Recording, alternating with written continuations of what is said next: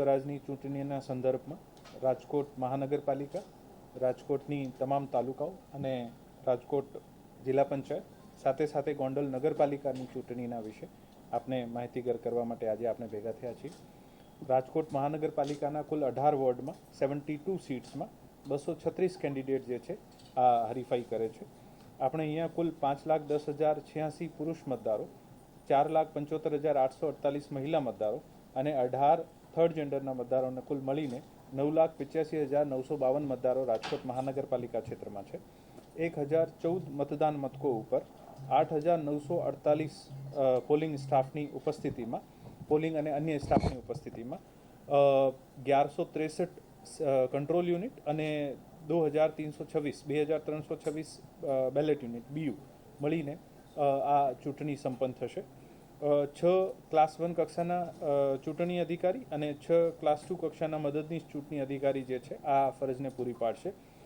આપણા મહાનગરપાલિકા વિસ્તારમાં 151 પોસ્ટલ બેલેટ યુઝ કરશે જે સર્વિસ વોટર્સ છે, અને ચૂંટણી ફરજના કર્મચારી જે છે આ 1480 જે છે આ પોસ્ટલ બેલેટ યુઝ કરશે.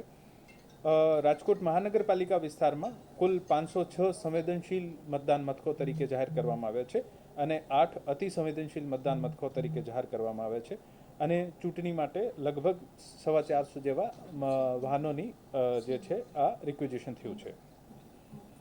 તાલુકા અને જિલ્લા પંચાયત માટે જિલ્લા પંચાયતની 36 બેઠક ઉપર 1186 બૂથો ઉપર 109 કેન્ડિડેટ જે છે આ હરીફ થયા છે, કન્ટેસ્ટ કરશે, અને તાલુકા પંચાયતની 202 સીટ ઉપર 1186 બૂથો ઉપર જે સેમ જિલ્લા પંચાયત અને તાલુકા પંચાયતના સેમ જ બૂથ છે ત્યાં તાલુકા પંચાયત માટે 595 કેન્ડિડેટ છે આ કન્ટેસ્ટ કરશે. તાલુકા અને જિલ્લા પંચાયતમાં કુલ 5,01,683 પુરુષ વોટર્સ, 4,54,890 સ્ત્રી વોટર્સ, 2 અન્ય વોટર્સ અને કુલ મળાવીને 9,56,575 વોટર્સ જે છે આ પોતાના મતનો ઉપયોગ કરશે. 1186 મતદાન મથકો ઉપર 8,480 જેવા સ્ટાફ જે છે, આમાં 2,675 કંટ્રોલ યુનિટ અને 2,675 જે છે બેલેટ યુનિટનો ઉપયોગ કરીને આ પ્રક્રિયા સંપન્ન કરવામાં આવશે. તાલુકા પંચાયત અને જિલ્લા પંચાયત માટે 8 ચૂંટણી અધિકારી વર્ગ એ કક્ષાના અને 8 આના અસિસ્ટન્ટ આરઓ જે છે 22 જે છે આ વર્ગ 2 કક્ષાના 22 છે. આપણી તાલુકાઓ જે છે 11 છે, પરંતુ કોટડા, સાંગાણી, લોધિકા અને પડધરીને મળીને 1 જ આરઓ થાય છે. બિનહરીફ તાલુકા જે છે તાલુકા પંચાયતમાં આ 4 બેઠક બિનહરીફ થયેલ છે. 7 ગઢડા, 4 દાળિયા, 11 મેવાસા અને 1 ભાદાજાણિયા જે છે આ બિનહરીફ થઈ છે. તાલુકા અને જિલ્લા પંચાયત માટે જે પોસ્ટલ બેલેટ છે આમાં 403 સર્વિસ વોટર્સ જે છે આ પોસ્ટલ બેલેટનો ઉપયોગ કરશે, અને 1961 ચૂંટણી ફરજ ઉપરના જે કર્મચારી છે આ પણ લોકો પોસ્ટલ બેલેટનો યુઝ કરશે.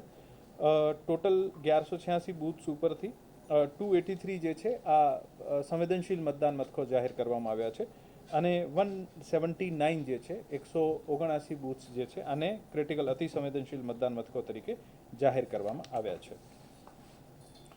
ગોંડલ નગરપાલિકામાં ટોટલ 11 વોર્ડ છે.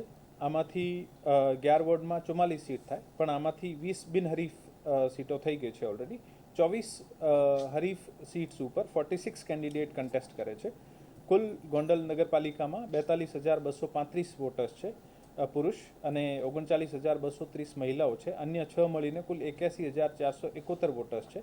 હવે જે કન્ટેસ્ટિંગ બૂથ્સ છે આ પહેલાં અગાઉમાં 86 હતા, હવે 55 રહી ગયા છે, અને 1702ના સ્ટાફના સાથે અમે ત્યાં ચૂંટણી કન્ડક્ટ કરાવીશું. ગોંડલ નગરપાલિકા માટે 113 સીયુ અને 226 જે છે આપણી બીયુ વપરાશે. ત્યાં 2 વર્ગ 1 કક્ષાના ચૂંટણી અધિકારી અને 2 વર્ગ 2 કક્ષાના મદદનીશ ચૂંટણી અધિકારી રહેશે. ગોંડલમાં વોર્ડ નંબર 1, 6, 9 અને 11 સંપૂર્ણ બિનહરીફ થયેલ છે, અને વોર્ડ નંબર 2માં 1 બેઠક, વોર્ડ નંબર 7માં 2 બેઠક તથા વોર્ડ નંબર 10માં 1 બેઠક જે છે આ બિનહરીફ થઈ છે. ગોંડલ નગરપાલિકા માટે 31 સર્વિસ વોટર્સ જે છે, સેવા મતદારો જે છે આ પોસ્ટલ બેલેટનો ઉપયોગ કરશે, અને 145 ચૂંટણી ફરજના કર્મચારી જે છે આ પોસ્ટલ બેલેટનો યુઝ કરશે.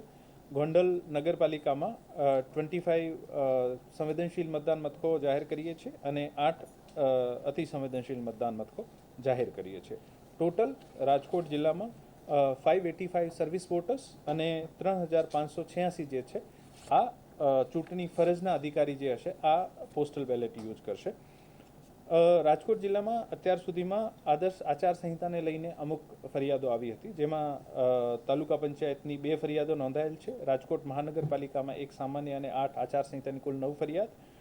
ગોંડલ નગરપાલિકામાં 1 આચારસંહિતાની ફરિયાદ જે છે થઈ છે. આ તમામની આના ઉપર એક્શન લઈને આની એક્શન ટેકન રિપોર્ટ જે છે આ સ્ટેટ ઇલેક્શન કમિશનને મોકલી દીધી છે. આપણા જિલ્લામાં કુલ 2255 મતદાન મથકો કોર્પોરેશન, નગરપાલિકા, જિલ્લા અને તાલુકા પંચાયત મળીને થશે. આમાંથી ટોટલ 814 જે છે આ સંવેદનશીલ મતદાન મથકો તરીકે ગણાશે અને 195 જે છે આ અતિ સંવેદનશીલ મતદાન મથકો તરીકે જાહેર કરીએ છીએ. તમામ મતદાન મથકોની જે છે આ 100% ભૌતિક ચકાસણી કરવામાં આવી છે અને ઇન્શ્યોર કરવામાં આવ્યું છે કે કોઈ પણ મતદાન મથક જ્યારે વોટર્સ વોટ દેવા માટે જાય ત્યારે આના ઉપર કોઈ બીજી અગવડ ના થાય. પોલિંગ સ્ટાફની તમામ તાલીમ જે છે આ 2 તાલીમ થઈ ગઈ છે. ત્રીજી તાલીમ જ્યારે આ લોકો ડિસ્પેચ કરશે પોતાની રીતે આરો અરેન્જ કરવાના છે. સાથે સાથે મતદારની એક માર્ક કોપી જે આપવાની મતદાર યાદીની આપવાની થાય છે આ ચૂંટણી અધિકારીની કક્ષાએ ચાલુ છે. મોસ્ટલી આજે રેડી થઈ જશે. તમામ મતદાન મથકો ઉપર પાણી, વીજળી, છાંયડો, પ્રાથમિક સારવાર કિટ, ફર્નિચર, રેમ્પ આ તમામ સુનિશ્ચિત કરવા માટે તમામ આરઓશ્રીને સૂચના આપવામાં આવી છે. આપને ખબર છે કે તડકાનો માહોલ છે અને ટેમ્પરેચર ખૂબ વધારે જાય છે, જેથી તમામ રિટર્નિંગ ઓફિસરને સેન્સિટાઇઝ કરવામાં આવે છે કે જ્યાં જ્યાં છાંયડાની વ્યવસ્થા નહીં હોય ત્યાં કરાવી લે. કોર્પોરેશન અને નગરપાલિકાને પણ વિનંતી કરવામાં આવી છે કે જે સ્થળો ઉપર છાંયડાની વ્યવસ્થાની મદદની જરૂરત હોય કોર્પોરેશન અને નગરપાલિકા પણ મદદ કરશે. સાથે સાથે ત્યાં પીવાના પાણીની અને ORS કિટ વગેરે ડિહાઇડ્રેશન નહીં થઈ જાય મેડિકલની ટીમ્સ દ્વારા પ્રાથમિક સારવાર માટે વ્યવસ્થા કરવા માટે સુનિશ્ચિત કરવામાં આવ્યું છે. AMFની સુવિધા અશ્યોર્ડ મિનિમમ ફેસિલિટીઝ જેને કહે છે આ તમામ મતદાન મથકો ઉપર ઉપસ્થિત રહેશે. EVM માટે દરેક આરઓના રિસીવિંગ અને ડિસ્પેચિંગ સેન્ટર ઉપર કંટ્રોલ રૂમ રેડી થઈ ગયા છે. આપણા જિલ્લાની તમામ EVM જે છે આ હવે પોલ માટે રેડી થઈ ગઈ છે અને આના ડિસ્પેચ સેન્ટર ઉપર સ્ટ્રોંગ રૂમમાં બંધ કરી દીધી છે. 25મી તારીખે શહેરમાં બપોરે 12 વાગે પછી અને રૂરલ એરિયામાં આરઓઝ પોતાની અનુકૂળતા મુજબ સવારથી લઈને બપોરના વચ્ચે આ પોલિંગ પાર્ટીઝને ડિસ્પેચ કરશે અને 26 તારીખે વોટિંગ પછી જે EVM આવી જશે આ EVMને સ્ટ્રોંગ રૂમમાં સીલ કરવામાં આવશે અને તમામ સ્થળ ઉપર જે કાઉન્ટિંગ સેન્ટર્સ જે છે આ પણ જ્યાં આપણું સ્ટ્રોંગ રૂમ છે આના નજીકમાં જ રાખવામાં આવે છે, જેથી વધારાના સ્ટ્રોંગ રૂમની જરૂરિયાત ઊભી નહીં રહે. તમામ રિસીવિંગ અને ડિસ્પેચિંગ જે પ્રક્રિયાઓ છે આ પણ ખૂબ જટિલ હોય છે અને આને માટે તમામ સ્ટાફના ઓર્ડર્સ અને તમામ સ્ટાફની તાલીમ જે છે આ પૂર્ણ થઈ ગઈ છે. સાથે સાથે ગઈકાલે કાઉન્ટિંગ માટે કેવી રીતે ખાસ કરીને નગરપાલિકા અને મહાનગરપાલિકામાં જ્યારે 4 સીટ હોય છે અને ઘણા બધા અનામત સીટો હોય છે તો આમાં કેવી રીતે પ્રક્રિયા ફોલો કરવાની છે આ તમામ આરઓ માટે પણ ટ્રેનિંગ જે છે ગઈકાલે સંપન્ન થઈ ગઈ છે.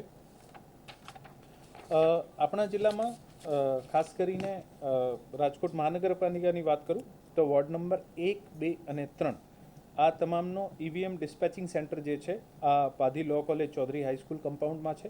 EVM રિસીવિંગ સેન્ટર પણ અહીંયા છે અને આનું કાઉન્ટિંગ સેન્ટર પણ Padhi law college Chaudhary high school કમ્પાઉન્ડમાં છે. વોર્ડ નંબર 4, 5 અને 6નો AS ચૌધરી હાઈસ્કૂલ ના કેમ્પસમાં છે receiving centre, dispatching centre as well as counting centre. Ward number 7, 8 અને